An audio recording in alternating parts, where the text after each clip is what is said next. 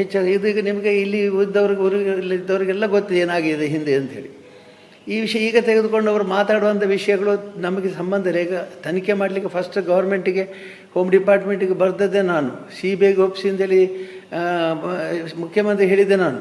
ಈಗ ಅವ್ರು ಏನು ಪರಿಣಾಮ ಕೊಟ್ಟರು ನಮ್ಮ ಸಂಬಂಧ ಏನಿಲ್ಲ ಅದಕ್ಕೆ. ಅವ್ರು ಏನು ಬೇಕಾದ್ರೆ ಏನು ತನಿಖೆ ಮಾಡಲಿ, ಇನ್ನಷ್ಟು ಮುಂದುವರಿಸಲಿ ತನಿಖೆ, ಇನ್ನಷ್ಟು ತನಿಖೆ ಮುಂದುವರಿಸಲಿ, ಇನ್ನಷ್ಟು ಬೇಕಾದರೆ ಬೇರೆ ಬೇರೆ ದಾರಿ ಸಂಶೋಧನೆ ಮಾಡಲಿ, ನಮಗೇನು ತೊಂದರೆ ಇಲ್ಲ.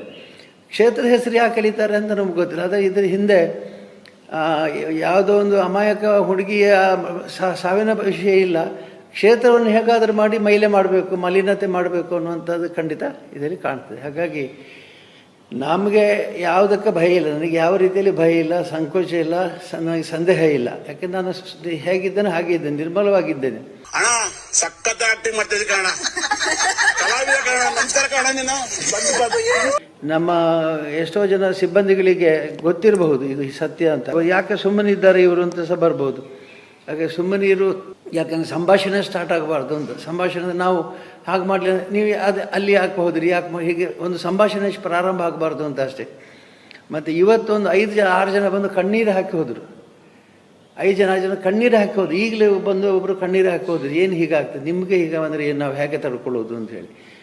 ನಾನು ಹೇಳಿದವರಿಗೆ ನನಗೆ ಮುಖ್ಯವಾಗಿ ಬೇಕಾಗಿದ್ದದೆ ಪ್ರೀತಿ ಯಾರಿಗುಂಟು, ಯಾರಿಗೆ ನಮ್ಮಲ್ಲಿ ದ್ವೇಷ ಉಂಟು ಅಂತ ನಮ್ಗೆ ಗೊತ್ತಾಗಲಿಕ್ಕೆ ಇದೊಂದು ಒಳ್ಳೆ ನಿದರ್ಶನ ಆಯಿತು. ಸ್ಪಷ್ಟವಾಗಿ ಹೇಳ್ತದೆ, ನಾವು ನಿಮ್ಮ ಜೊತೆಗಿದ್ದೇವೆ, ನಿಮ್ಮ ಮೇಲೆ ಬರುವಂಥ ಆಪಾದನೆಗಳನ್ನು ನಾವು ಸಹಿಸಿಕೊಳ್ಳಿಕ್ಕೆ ಆಗೋದಿಲ್ಲ, ಕಣ್ಣೀರು ಹಾಕ್ತದೆ. ಇದು ನಿಜವಾದ ಕಣ್ಣೀರು. ಸರಿ, ತಕ್ಕಂತೆ ಇಲ್ದಿರೋದನ್ನೆಲ್ಲ ಇದ್ದಂಗೆ ಸುಳ್ಳು ಹೇಳ್ತಾರಲ್ಲ, ಅದು ಹೆಂಗೆ, ನನಗೆ ಐಡಿಯಾನೇ ಬರಲ್ವಲ್ಲ. ಇದರಲ್ಲಿ ಯಾವುದೇ ಒಳೆ ಹೊರಗೆ ಇಲ್ಲ. ಹಾಗಾಗಿ ನಿಮಗೆ ನಮ್ಮ ಪ್ರೀತಿ ಪಾತ್ರರು ಯಾರು, ಅನಾವಶ್ಯಕವಾಗಿ ದ್ವೇಷಿಸುವವರು ಯಾರ್ದು, ಎರಡೂ ಕೂಡ ನಮಗೆ ಇದರ ಮಾಧ್ಯಮದಲ್ಲಿ ಗೊತ್ತಾಗಿದೆ. ಹಾಗಾಗಿ ನಾವು ಮುಖ್ಯವಾಗಿ ನಿಮಗೆ ಯಾಕೆ ಹೇಳೋದು ಅಂತಂದರೆ, ನೀವೆಲ್ಲ ನಿಮ್ಮ ಕೆಲಸದವರು ಹುಡುಗರು ನೋಡ್ತಾರೆ, ಅವರಿಗೆ ಒಂದೇ ಕಡೆಯಿಂದ ತಲೆಯಿಂದ ಬಂದು ಯಾಕೆ ಇವರು ಸುಮ್ಮನಿದ್ದಾರೆ ಅಂತ. ಸುಮ್ಮನಿದ್ದಾರೆ ಯಾಕೆಂದರೆ ಇದು ಸಂಭಾಷಣೆ ಆಗಬಾರ್ದು. ಈಗ ಯಾಕೆ ಒಬ್ಬ ಇದು ಮಾಡ್ತಾನೆ, ದೊಡ್ಡವರು ಬಂದು ನಿಲ್ತಾನೆ ಅಂತಂದರೆ, ನನ್ನ ಮೇಲೆ ನಿಮಗೆ ಧೈರ್ಯದ ನನ್ನ ಮೇಲೆ ದ್ವೇಷ ಮಾಡಿ, ನಮ್ಮ ಮೇಲೆ ಏನಾದರೂ ಹೋರಾಟ ಮಾಡಿ ಅಂತ. ಆಗ ಪ್ರಚಾರ ಅವರಿಗೆ ಸಿಗು, ನಮಗಲ್ಲ. ಇದೆಲ್ಲ ಬಿಸ್ನೆಸ್ ಟ್ರಿಕ್ಸ್. ನಮಗೆ ಪ್ರಚಾರ ಸಿಗೋದು.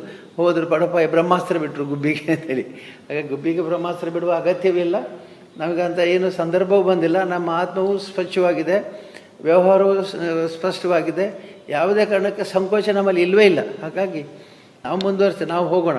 ನಾವು ಹೋಗೋದೇ ದಾರಿ, ಈ ದಾರಿನ ಬಿಟ್ಟು ನಾವು ಆಚೆ ಈಚೆ ಹೋಗೋದಿಲ್ಲ, ಆಚೆ ಈಚೆ ನೋಡುವುದಿಲ್ಲ.